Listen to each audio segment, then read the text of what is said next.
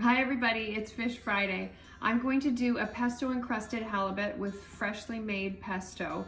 I actually have right here some basil plants. I couldn't find basil that was just kind of in a package, so I decided to just get these, and this is what we will turn into our pesto. Beautiful, they smell amazing, and they're fresh. So you will also need, in addition to the basil, you will need 1/4 cup of almond flour, blanched, so no skins on there. You'll need 1/4 cup to 1/2 cup of Pecorino, which is sheep cheese.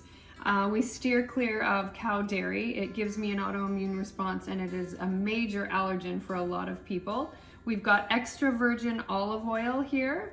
As well, we've got salt, and that is 1/2 teaspoon of salt and 2 crushed garlic cloves. Yeah. So pinch that right there, and then you have your little tiny shoots that are coming up, and they'll keep growing and they'll keep producing basil. So in your food processor, you will put 2 cups of the washed and spun dry basil. You will put the 1/4 cup of almond flour. You will put the 1/4 cup of Pecorino.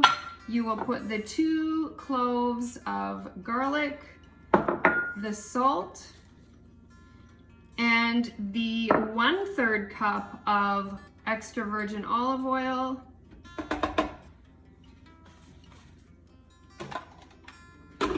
Pop the lid on there.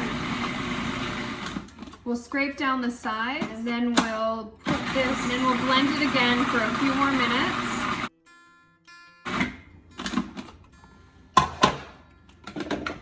And we get this beautiful green sauce. So I've rinsed the halibut with cold water, and I've patted each piece dry with a paper towel.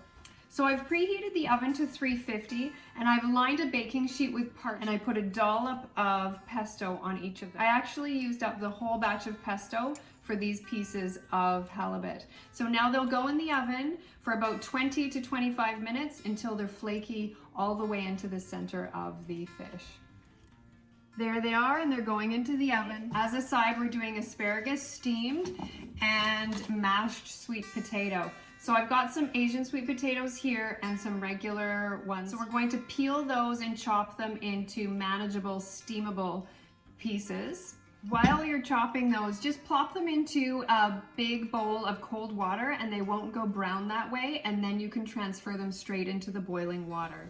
So I have a pot here half full of water, and I will put these sweet potatoes into the boiling water, and then they will boil for about 12 minutes, and they'll be ready. You can reduce the heat and do a slow rolling boil covered for 12 minutes, and that'll do the trick. They'll be soft enough to mash. Another large pan full of water on the stove for the asparagus, and we'll just keep that ready, and we won't do the asparagus until we've drained the potatoes.